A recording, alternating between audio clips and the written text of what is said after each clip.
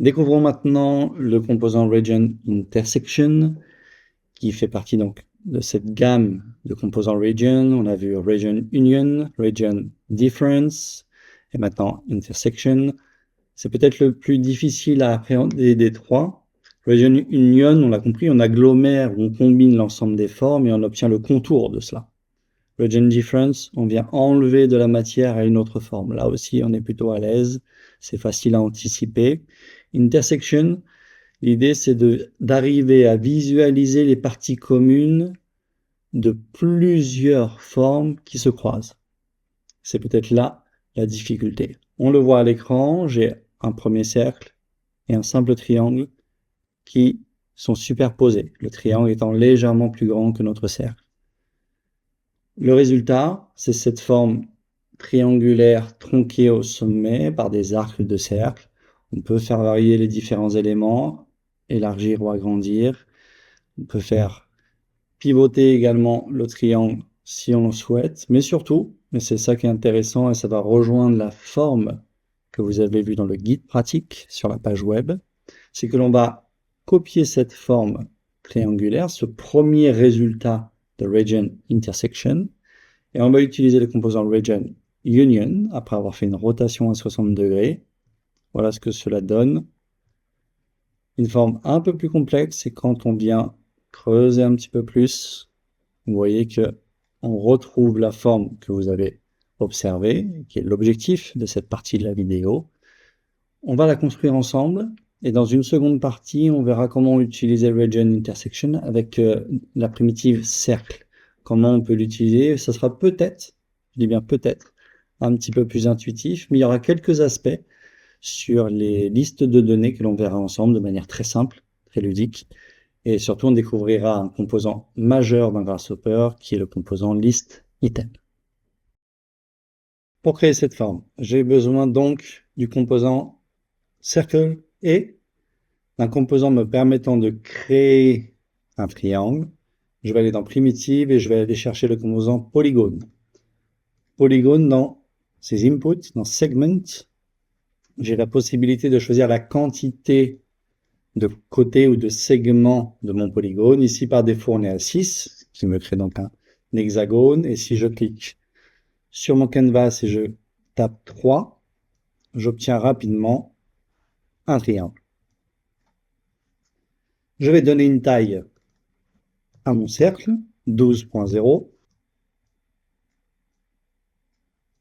Et j'ai besoin de donner une taille également à mon triangle. Et pour cela, je vais créer un lien logique entre les deux. Notez que si je prends le slider radius de circle et que je le glisse dans le radius du polygone, j'ai un triangle qui est circonscrit au cercle. C'est la manière dont est construit un polygone.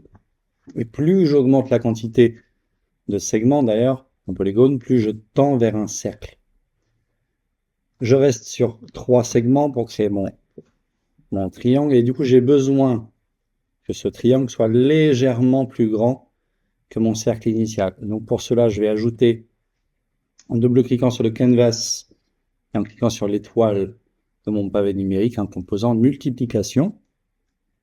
Donc je multiplie la taille du rayon du cercle par une valeur et on va définir tout de suite une valeur. Donc nous, on veut que ce soit légèrement plus grand que notre cercle, mais pas le double non plus. Donc on va mettre un minimum de 1.0, donc 2 décimales pour avoir un peu de souplesse, jusqu'à 2.0. Donc si je laisse à 1, j'ai la même chose, et plus j'augmente, plus je gère donc la taille de mon cercle, de mon polygone. Je vais donc finir cette partie de l'algorithme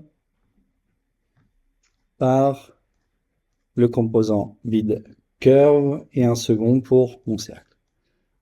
La thématique, on l'a dit, c'est d'utiliser le composant Region Intersection. Je pourrais très bien l'utiliser directement, et je vous le conseille d'ailleurs, mais pour visualiser un petit peu les choses et surtout pour garder cette logique de sous-script, même si celui-ci est relativement basique, de garder cette logique-là, personnellement très utile pour des algorithmes beaucoup plus complexes pour identifier toutes les parties qui pourraient bugger ou mal fonctionner, ou quand on veut passer sur la gestion de multi-données. Donc j'ai mon premier cercle ici, que je vais connecter sur curves A, puis le second sur curves B. Je vais m'assurer que mes connexions sont bonnes, comme ceci, et je masque celle-ci. Et j'obtiens mon résultat. Donc cette forme triangulaire avec des sommets tronqués par des arcs de cercle. Maintenant, si je veux obtenir la forme un peu plus complexe que l'on a vue au début de cette vidéo, j'ai besoin d'utiliser le composant Region Union et je vais appliquer une rotation à cette forme. Donc je vais aller chercher le composant Rotate. Je vais sur Angle, cliquer droit pour choisir Degrees, pour être un peu plus à l'aise et comprendre un peu ce qui se passe. Et je vais créer donc un slider entre 0 et 180. Et je peux connecter maintenant mon slider comme ceci. J'organise un petit peu les différents éléments. On va laisser le décalage comme celui-ci. Quand j'augmente la valeur de rotation, donc pour avoir une forme symétrique et logique, on va être sur donc 180 divisé par 3, puisqu'on est sur 3 sommets. Ça me permet d'avoir l'angle qui détermine donc ce triangle équilatéral, avec un angle de 60 degrés. Donc en appliquant une rotation, je me retrouve avec des sommets qui se retrouvent pile poil sur chacun des segments du précédent, de cette précédente forme. Donc maintenant, je peux adjoindre les deux. Donc je vais d'abord prendre cette première forme ici. Region Union, lui, il accepte tout au même endroit. Je crée une liste par défaut. Et vous voyez donc le résultat de ma forme ici. Et on va masquer ces différents éléments. Voilà un petit aperçu d'une forme beaucoup plus complexe, avec quelques paramètres de variation. Donc très intéressant, comment nous pouvons utiliser donc le Region Intersection, donc on le rappelle avec un cercle et un triangle, et en utilisant en plus de cela le composant Region Union pour amener encore un petit peu plus de complexité. Donc voilà un premier aperçu. On va découvrir dans un second temps comment utiliser la primitive circle à plusieurs reprises pour créer une forme assez sympa. On va le découvrir ensemble. Voici un petit aperçu de la forme que l'on veut créer avec un algorithme relativement simple. On veut créer cette espèce de lentille ou cet œil de chat à partir des différents cercles en gris que vous voyez à l'écran. On peut amener quelques variations, notamment sur l'épaisseur de cette forme. Et ensuite, on peut aussi travailler sur les pointes en créant un aspect plus tronqué avec un troisième cercle ici que vous voyez apparaître et qui nous permet de créer cette forme. Cette espèce de forme composée de 4 arcs de cercle, une espèce de rectangle qu'on aurait soufflé dedans, en quelque sorte.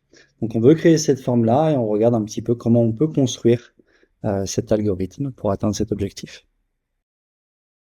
Pour créer cette forme, on a besoin, on l'a dit, de cercles. On va mettre notre premier cercle avec une première valeur comme ceci. Donc, on l'a vu en manipulant le script, on a besoin que ce cercle se décale à la fois à droite et à gauche en même temps d'une même valeur. Comment obtenir cet effet? Je vais donc déplacer ce cercle en allant dans l'onglet Transform, Euclidean, Move. Donc on applique un déplacement selon un vecteur et une force. Le vecteur, c'est à l'horizontale, donc l'axe des X. Je vais aller dans l'onglet Vecteur, Vector, Unit X, que je connecte comme celui-ci. Et j'ai besoin maintenant de calibrer une certaine force. Si je connecte la valeur de mon radius ici, je le vois en résultat, j'arrive en fait en limite. Si j'ai un cercle équivalent de l'autre côté, il n'y a pas de zone commune, il n'y a pas d'intersection. Donc, je ne peux pas dépasser, ou ça ne sert à rien de dépasser cette valeur-là. Par conséquent, je vais pouvoir créer une relation mathématique et logique ici, me permettant d'éviter d'aller jusqu'à cette valeur-là. Donc pour cela, je vais ajouter une multiplication, je pourrais faire une division. Mais je trouve ça plus simple avec une multiplication, puisqu'on va travailler entre une valeur entre 0, 0.01, pour pas être totalement à 0, parce qu'une multiplication à 0 donne 0, jusqu'à une valeur de 1, ce qui fait que 1, ça sera ma butée finale. Donc, ici, A, donc là, pas de changement. C'est ici qu'intervient le changement, on va mettre 1 centième jusqu'à 1.0. Donc, ma butée maximale, ça sera ce que l'on venait de voir jusqu'ici. Je suis au maximum. Maintenant, nous, on va pouvoir gérer l'entre-deux, comme ceci, pour me permettre d'avoir le résultat qui m'intéresse. Maintenant, je veux obtenir, ici, 2 cercles. Là, j'en ai un, mais je voudrais que j'ai en même temps un cercle qui vient à l'exact opposé. C'est-à-dire qu'il aille dans le sens négatif. Donc ici, j'ai une valeur de 7,68 en résultat. Je voudrais moins 7,68. Pour cela, j'ai double-cliqué et je vais taper négative. Donc ce composant-là, on le retrouve ici dans maths, négative, parmi les outils de multiplication, d'addition, tous les opérateurs de ce genre. Donc, la valeur résultante de l'opération mathématique de multiplication intervient ici. J'obtiens donc un moins 7,68. Et ce que je vais faire, c'est que je vais créer une liste. Autrement dit, je vais ajouter à ma valeur existante cette nouvelle valeur en appuyant sur la touche Maj ou Shift pour avoir donc 2 entrées dans le facteur. Vous voyez, j'ai bien une liste de 2 valeurs, ce qui me donne 2 cercles.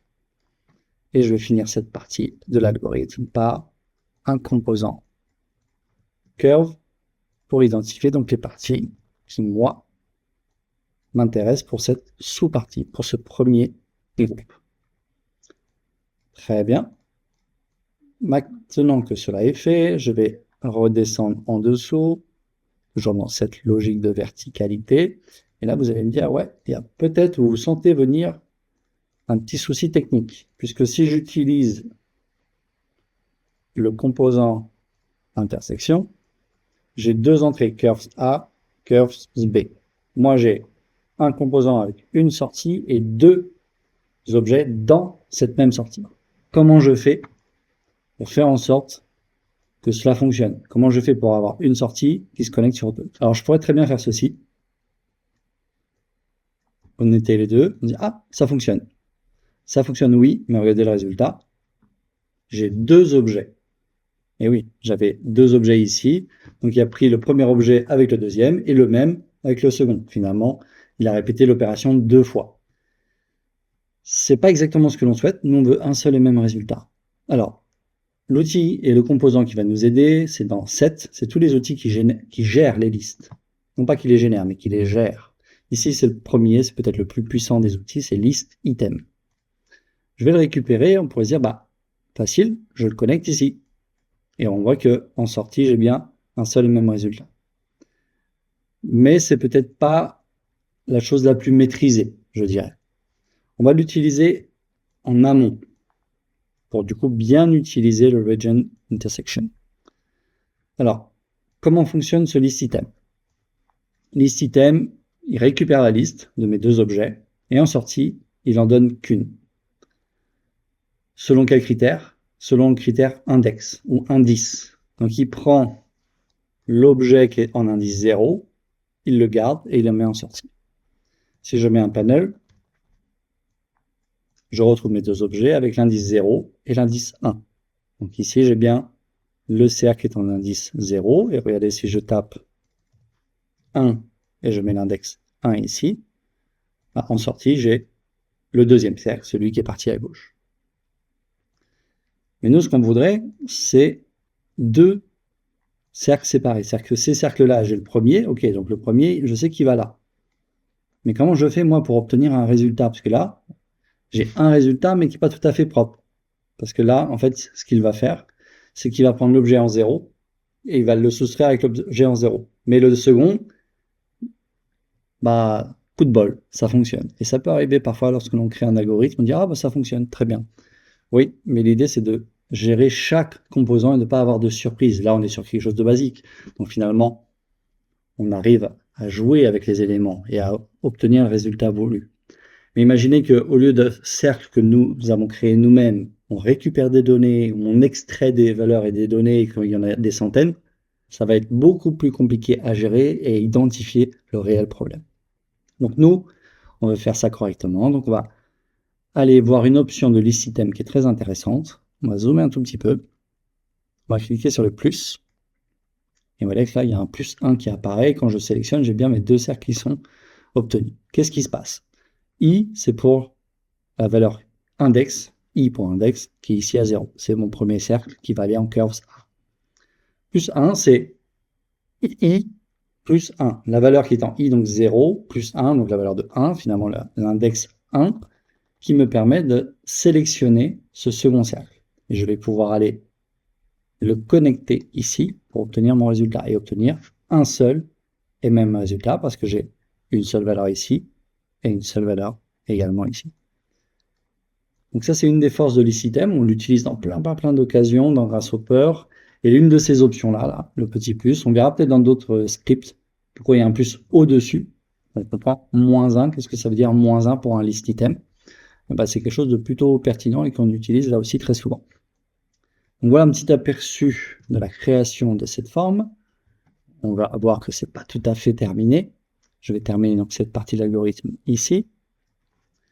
Donc, pourquoi je dis que ce n'est pas terminé? C'est que dans la démonstration tout à l'heure, il y avait un autre format, un autre cercle qui venait tronquer les extrémités, les deux pointes qui sont ici. Donc, j'ai besoin d'utiliser là aussi un autre composant region intersection. Pas hidden, mais disconnect. Ici. Donc, en curves B, j'ai besoin d'un autre cercle. J'ai plusieurs solutions pour le faire. Je pourrais très bien prendre mon cercle initial, le récupérer, faire un scale pour changer la taille. C'est une possibilité. Je vais en faire une autre. Je vais dupliquer cet élément-là. Et je vais récupérer également ceci. Pourquoi? Ça va me permettre d'avoir un cercle un peu plus petit avec une taille variable, comme pour le précédent. Et vous voyez que là, je peux aller chercher l'intersection des deux. On le voit très bien dans notre cas ici. Je vais finaliser cette partie par un composant curve, comme à mon habitude, et ces éléments-là, je vais l'ajouter au premier script. Et ce dernier élément va être l'entrée de cette sous-partie que je vais connecter à curves B. Et vous voyez le résultat ici. Hop, je vais remettre l'affichage correctement. Et c'est ici que je vais faire un hidden.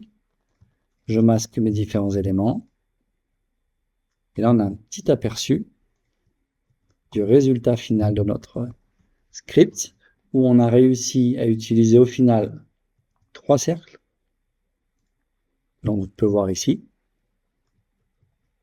Pour obtenir cette forme un peu particulière, soit en mettant un ici, vraiment une lentille ou un œil de chat, ou alors choisir de venir réduire et tronquer cette forme, ce qui donnerait une forme un peu carré sur une base de rectangle en quelque sorte, donc 4 arcs de cercle reliés en leur sommet, qui me permet d'avoir cette forme relativement complexe. Donc voilà un petit aperçu supplémentaire de l'utilisation du region intersection. Vous avez noté qu'on l'a utilisé 2 fois dans cet exemple-ci. Et voilà, en quelques manipulations, quelques composants, on obtient un résultat intéressant avec une forme complexe, variable et maîtrisée. Et bien évidemment, on peut complexifier encore un peu plus. Quand je dis complexifier, c'est obtenir des formes beaucoup plus complexes en combinant à la fois region union, difference, intersection, de les faire tous apparaître dans un même script et obtenir des formes assez surprenantes, des motifs surprenants, mais c'est toute la force de Grasshopper.